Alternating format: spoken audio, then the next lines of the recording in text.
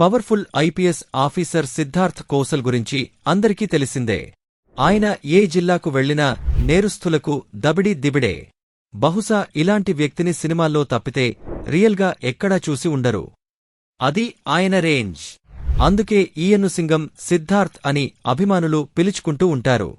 ఇప్పటివరకు ఈయన పనిచేసిన అన్ని జిల్లాల్లోనూ ఐపీఎస్ అంటే ఎలా ఉంటారు, పవర్ ఏంటి అనేది క్లియర్ కట్గా నిజ జీవితంలో చేసి చూపించారు.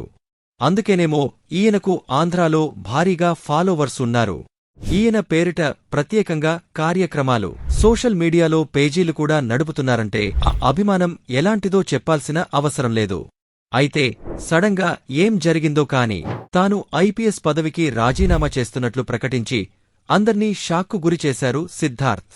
వాస్తవానికి ఇంకా 20 ఏళ్లపాటు సర్వీస్ ఉన్నా ఆయన రాజీనామా చేయడంతో తెరవెనుక ఏం జరిగింది, ఎందుకిలా చేశారనే అనుమానాలు తలెత్తుతున్నాయి. ఎందుకంటే గత నెల రోజులుగా ఆయన విధులకు హాజరు కావట్లేదని సమాచారం. అయితే తాను స్వచ్ఛందంగానే ఐపీఎస్కు రాజీనామా చేస్తున్నట్టు ప్రకటించిన కూటమి అధికారంలోకి వచ్చిన తర్వాత ఐఏఎస్, ఐపీఎస్లను లక్ష్యంగా చేసుకుని వేధింపులకు పాల్పడుతున్న సంగతి తెలిసిందే. కూటమి ప్రభుత్వ వేధింపుల కారణంగానే కౌశల్ వీఆర్ఎస్కు అప్లై చేసుకున్నారనే ప్రచారం సోషల్ మీడియాలో జోరుగా సాగుతోంది. ఇక సిద్ధార్థ్ కౌశల్ రాజీనామా విషయం పక్కన పెడితే ఆయన నెక్స్ట్ ఏం చేయబోతున్నారనే దానిపై సోషల్ మీడియాలో పెద్ద చర్చే జరుగుతోంది. తాజాగా అందుతున్న విశ్వసనీయ వర్గాల సమాచారం మేరకు సిద్ధార్థ్ పొలిటికల్ ఎంట్రీ ఇవ్వబోతున్నారనే టాక్ జోరుగా నడుస్తోంది. రాజీనామా తర్వాత ఢిల్లీలోని ఓ ప్రముఖ ప్రైవేట్ కంపెనీలో ఉద్యోగం చేస్తారని ప్రచారం జరిగింది. అయితే ఒక్కరోజు గ్యాప్లోనే సోషల్ సరికొత్త ప్రచారం ఊపందుకుంది. ఖాకీ నుంచి ఖద్దర్కు కౌశల్ మారబోతున్నారని టాక్ నడుస్తోంది. అంటే ఖాకీ బట్టలు తీసేసి రాజకీయాల్లోకి వచ్చి ఖద్దరు బట్టలు ధరించబోతున్నాడని అర్థం.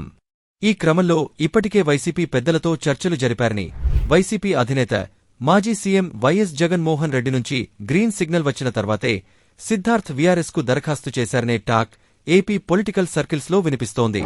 అన్నీ అనుకున్నట్లుగా జరిగితే 2 లేదా 3 నెలల్లో అధికారిక ప్రకటన రావచ్చని సమాచారం. సిద్ధార్థ్ వైసీపీలోనే చేరడం వెనుక చాలా కారణాలు ఉన్నాయని సమాచారం. ఎందుకంటే ఆంధ్రాలో కూటమి ప్రభుత్వం వచ్చాక సిద్ధార్థ్ అనేక అవమానాలతో పాటు అనేక ఇబ్బందులు ఎదుర్కొన్నారు. అందుకే ఆ పార్టీకి వ్యతిరేకంగా వైసీపీలో చేరాలని ప్లాన్ చేసుకున్నట్లుగా తెలుస్తోంది. ఒకవేళ ఇదే నిజమైతే సిద్ధార్థ్ కౌశల్పై కూటమి ప్రభుత్వం వేధింపుల్లో ఉన్న నిజనిజాలేంటో కూడా ప్రజలకు తెలుస్తోంది. ఏది ఏమైనా ఐపీఎస్కు రాజీనామా తర్వాత రియల్ సింగం సిద్ధార్థ్ కౌశల్ పొలిటిక్ ఎంట్రీపై 2 తెలుగు రాష్ట్రాల్లో పెద్ద చర్చే జరుగుతోంది.